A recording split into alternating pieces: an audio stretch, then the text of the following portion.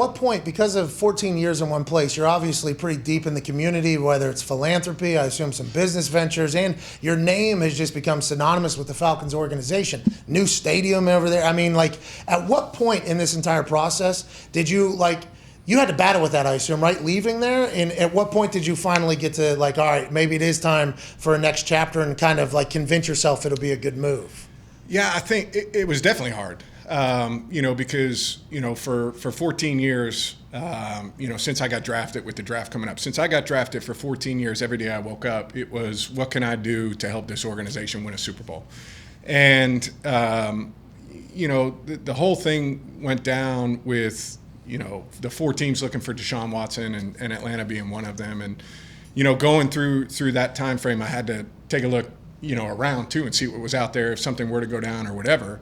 And did they tell you directly, or you just had to hear about it? No, I talked with Arthur Smith, head coach, before. He was, it's not stuff you want to hear, but so you were bummed about this. This was not something that you were planning on happening, because when the turnover happened, right, and new GM, new head coach, with your contract, with how long you've been around, I think the natural thought was like, oh, they're going to move on. But then you ball out like hey, you played your fucking ass off, it felt like. Like, honestly, you kept going, and they kept you around. It was like, oh, did you assume, like, okay, I'm going to be in this new regime as well? It's like I'm with the Falcons as opposed to organization? Or was the writing on the wall? Like, how did that whole thing work out? I really finished up last year thinking that there was going to be no movement, and I'd be back there and we keep moving on. But as you know, like, the off season goes through waves where it kind of, you finish up, last season, and then, you take some time, you get away, and they start to make plans. And, as we were getting closer to getting back and that kind of went down, I got the sense that, maybe it is the right time. Maybe it's time for me to move on. And it's bittersweet, like you're sad that, that part of it is over because you invested so much in it. But at the same time, I'm not mad about, it was such a good time. It was 14 years. It doesn't happen for many guys. And so, more, I'm just proud of what we accomplished there, and, proud to have been associated. Thankful for, like you mentioned, like being involved in the community, doing a lot of things from a philanthropic standpoint, and also getting to meet all the people that I met. Atlanta is a thriving city. It's booming right now. It's changed so much in the 14, 15 years I was there. And I made so many good contacts that'll be lifelong, contacts for me, which is great. Now I'm excited for this next chapter. So do you feel like you got, by the way, thank you for saying all that. Mm-hmm. That was very transparent there. And, you are a quarterback, so you guys are like held up in this. The perfect human beings. So I appreciate that. But do you have, like, you talked about a fresh start and everything like that. Does it feel like you're almost going back in time? Like, there's a fresh energy? Because you got to prove yourself to a lot of people now, right? And I assume that's how you feel about going into a building with your teammates and your coaches. And these fans are pumped for you. But I assume you're, like, excited to give them a dose of what a Matt Ryan-led Colts team could be as well, right? Absolutely. I kind of I'm good buddies with Matthew Stafford. So when it was all going down, I kind of called him and said, hey, what can you expect? What are some of the things you're going to go through? And he was like, dude, it really feels like, you're 14 years old and you're going from, like, 8th grade or whatever, and you're going to that first year of high school where you're a little bit nervous. You're trying to show off a little bit, whatever, trying to, fit in, all those different things. And honestly, it does feel a lot like that. You're getting to know new people, you're meeting new friends, you're trying to get along with. Hey, with cheers, man. Yeah. So, I mean, that part's exciting. You're a little anxious, whatever. But you also have that feeling of, like, I need to go prove myself too. I need to go prove that, Mr. Irsay and Chris Ballard and Frank, made a great decision in making this trade. And for me, that's exciting. I think all athletes, to some level, always have that chip on their shoulder or whatever, or always trying to prove something. And this is certainly one of those things you want to prove. Go ahead, AJ. Matty, how many systems did you play in your 14 years in Atlanta? And, like, how big of a deal is it for especially a quarterback to digest a whole new system? So I think I had six different coordinators in the 14 years there, which is, looking back on it, you're like, there was a lot of transition. A lot of transition. Luckily, most of them went on to be head coaches, which was, it's not like they're getting fired and we were playing shitty offense or something like that. You're like, good luck, Chuck. Yeah, well, at the time, yeah. But it was probably really two different systems. I think the biggest change for me was the end of 2014 going into 2015, where I had been with Mike Mularkey and Dirk Cutter, and it was the same terminology for, my first 6 or 7 years, whatever that is. And then Kyle came in, and it was like a completely different system, totally West Coast, old school, long play calls, took like 3 minutes to get out of your mouth. And that was a hard transition. So I probably played in those two systems most of my time there with different play callers. And then, I liken it a little bit to that transition back in 14 and 15. So how is the, transition? Because this team is built. Hey, Matt, listen, I chimed into Kyle, who you've probably got to meet by now, athletic trainer. Yeah. I was Kyle and EB were telling me a little story. Legendary groups. They were telling me a little story about you this morning. Come on. About a trip to, I think it was Pittsburgh for a Penguins game or something like that. Oh, yeah. Had a good time. They said they had a real good time. Hey, that's a good group there. That whole building is a very awesome. Good group of people. Like, they know how to win, too. They've been around. Like, you know what I mean? That whole group. It's a cohesive building, right? Like, everybody's rowing in the same direction, which, to me, it's so hard to win in this league when everybody is going in the right direction. But when there's different parts of the building that might be pulling in different directions, it's damn near impossible to win. And so it's good to come into a building where it feels like that.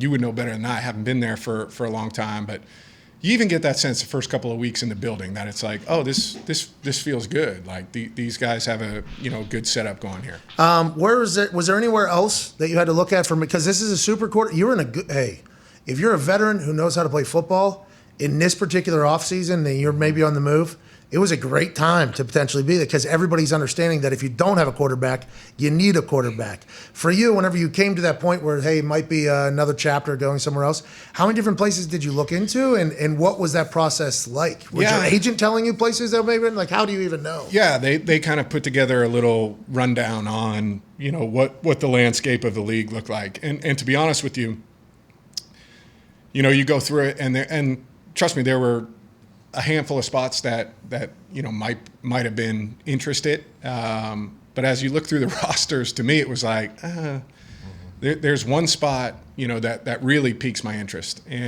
But it's a two-way street. You can look at it and say, hey, they look really good, and I'd like to be a part. But they gotta feel the same about you.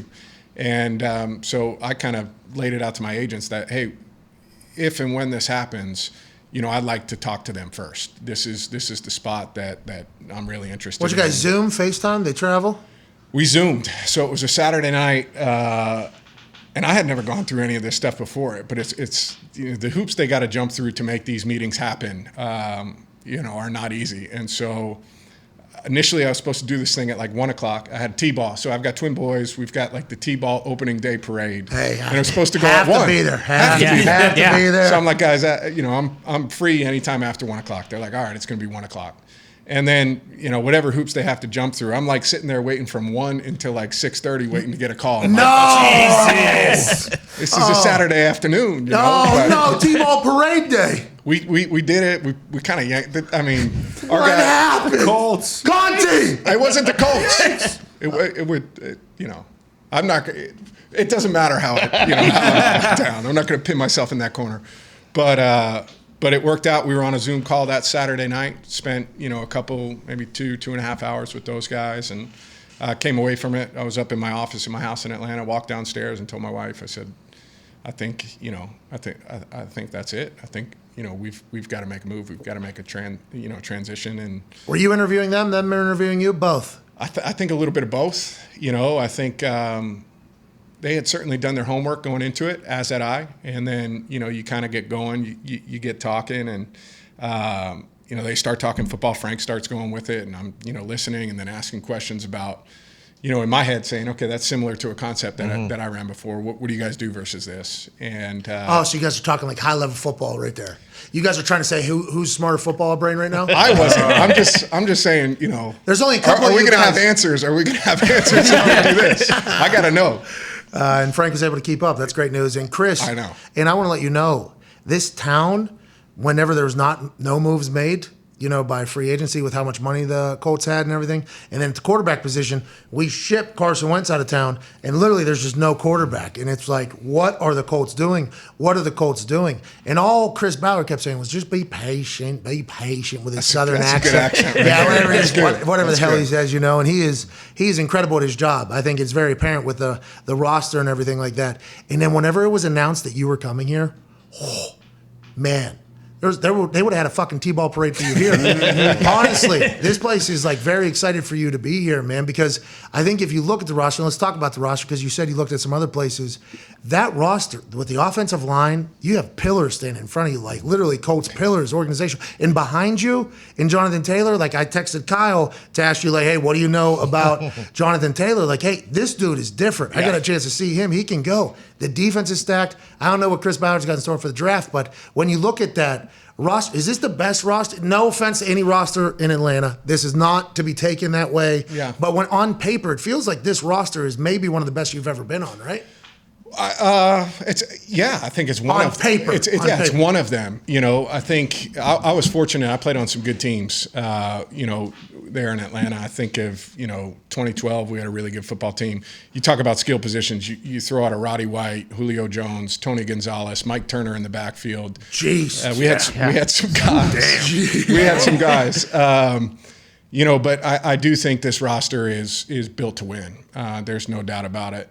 Nothing's guaranteed. We got to go earn it, and that's what I'm excited for. But it's good. I mean, you talk about the offensive line. I'm in there like we're lifting weights this time of the year, and you go in, and I'm like, holy shit, these guys are big, and not that like big and soft. They're like big and like ripped. Yeah. And it's Two top 100 players in the NFL on that offensive line. I know that makes me feel pretty good. Yeah. It makes me feel real good. It should. Wreck-It Ralph, Quenton Nelson is just an absolute game changer. As soon as he got on our team, it changed everything. He's a beauty.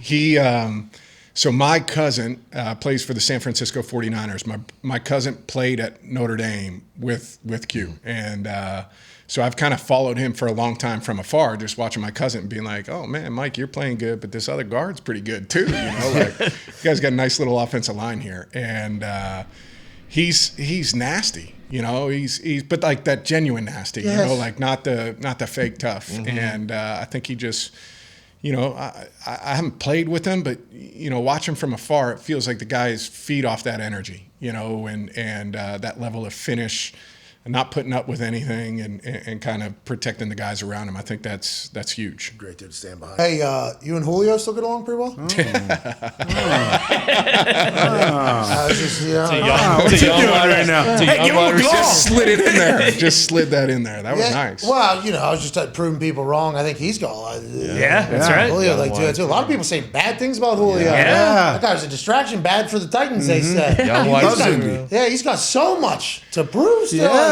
Sounds like it. He's an absolute specimen in my eyes. You still talk to him ever? Yeah. Good relationship. Yeah, very good. I love him. So we played 10 years together. And is he free agent?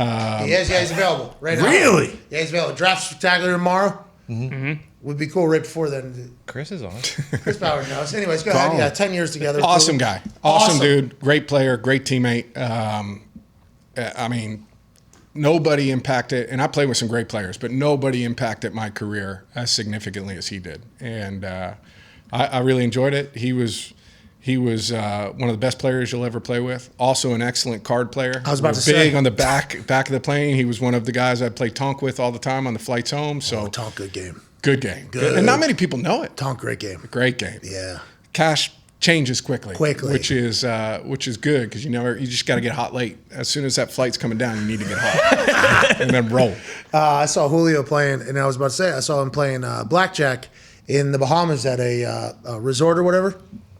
And I saw it was at the pool, and I saw this human. He was wearing a white cloth tank top, and he was playing every single hand or whatever, and his shoulders like ate up the next seat over in the middle of it. And I was like, God damn, that's the biggest motherfucker I've ever seen. So I get out of the pool. I am rather intoxicated, and I just do a peer over, and I look, I'm like, fuck, that's a wide receiver in the end. That is Julio fucking Jones. He is massive. The sheer size and athleticism of him.